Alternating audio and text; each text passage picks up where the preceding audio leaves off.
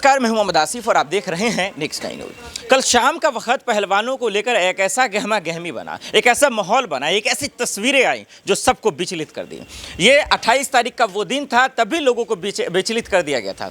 लेकिन ये मोदी सरकार के नेता या उनके कार्यकर्ता या बीजेपी सरकार वालों को किसी को ये बेचैन या विचलित नहीं किया। ये उन लोगों को जो पहलवानों की कीमत को समझते हैं, जो बेटियों की कीमत को समझते हैं, वो जानते हैं कि देश की बेटियां देश के लिए कितनी ज़रूरी है, जो मेडल की कीमत को समझते हैं। और उसके बाद जो है, जिस तरीके से कांग्रेस के तरफ से मोदी सरकार पर हमला हुआ, जिस तरीके से वो एग्रेशन में आए, जिस तरीके से गुस्सा में हमलावर हुए, वो सवालों के घेरे में आ गया।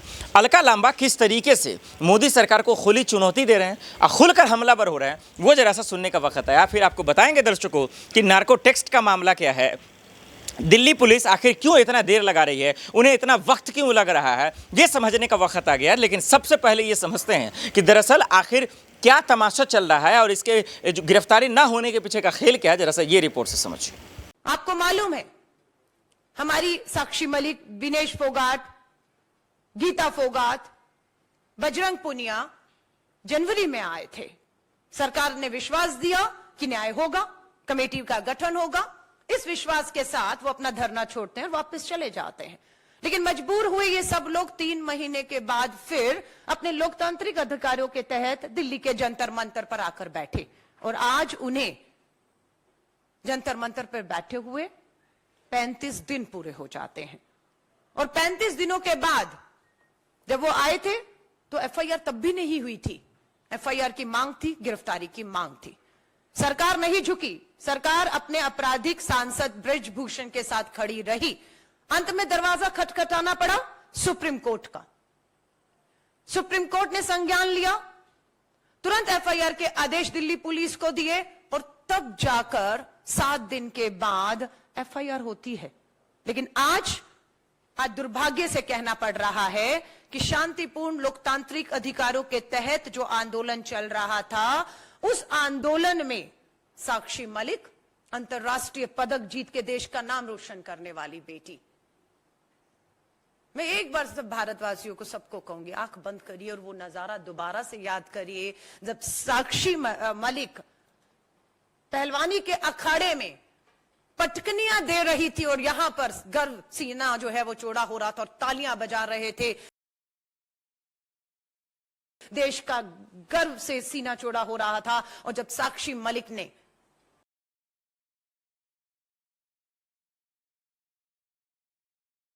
वो पदक जीता, याद करिए वो ध्वज ऊपर जा रहा है और साक्षी मलिक की आंखों से खुशी के आंसू बह रहे हैं और हम सब गौरवान्वित हो रहे थे। आज वही साक्षी मलिक कल सड़कों पर दिल्ली पुलिस द्वारा घसीटी गई।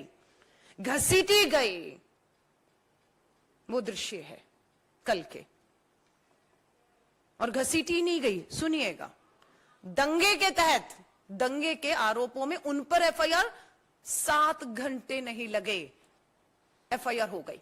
किसी सुप्रीम कोर्ट को नहीं आना पड़ा बीच में, कोई गृह मंत्री, प्रधानमंत्री, सब 2 मिनट में। और एफआईआर 147, 149, 186, 188, 332, 353, पता नहीं कितनी धाराओं में हमारे अंतरराष्ट्रीय, हमारी बेटियां, हमारे गर्व, उन पे एफआईआर दर्ज हो चुकी हैं।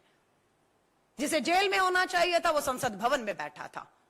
और जिन्हें संसद भवन के उस परिसर में मेहमान के तौर पर जाकर बैठना चाहिए था, वो कल हिरासत में उनको रखा गया सारा दिन। और आज उनका लोकतांत्रिक अधिकार भी छीन लिया गया। देखा आपने। अब जरा सा समझिए कि दिल्ली पुलिस पॉस्को एक्ट के तहत दरअसल एफआईआर दर्ज की है। सुप्रीम कोर्ट जब मामला गया तब जाकर इन्होंने एफआईआर दर्ज किया। अब क्या वजह हो सकती है कि आखिर ये गिरफ्तार नहीं कर सकते? आपने खुल्लम खुल्ला रिपोर्ट में देखा होगा कि दरअसल मोदी सरकार की जो पुलिस है वो कहीं ना कहीं ऊपर से उनको ऑर्डर है, जिसकी वजह से वो गिरफ्तार नहीं कर रही है। ये खुलेआम उन पर आरोप लग रहा है और ये होने भी चाहिए और यही हो भी रहा है। तो अब सवाल ये है कि भाई साहब, अब आप तो दिल्ली से इनको भगा दिया, अब इंडिया गेट पे उन्होंने अनशन का ऐलान भी कर दिया है। हालांकि कल वो बैठ नहीं पाए क्योंकि कल ही कहा था उन लोगों ने, तो देखना होगा आज उनका क्या प्लान रहता है। लेकिन जिस तरीके से एक बलात्कारी को आप बचाते नजर आ रहे हैं, जो आरोप लगा है वो भी 1-2 महिला खिलाड़ियों का नहीं, महिला पहलवानों का नहीं, लगभग हजारों की बात होती आ रही है। इसके बावजूद उनका बचना ये सिर्फ और सिर्फ बेटियों के लिए नहीं, देश के लिए हानिकारक है और ये हकीकत है। देखते हैं कि मोदी सरकार का अगला स्टैंड इस पर क्या कुछ रहता है। देश दुनिया की बड़ी खबरों के लिए देखते रहे नेक्स्ट टाइम न्यूज़। नमस्कार।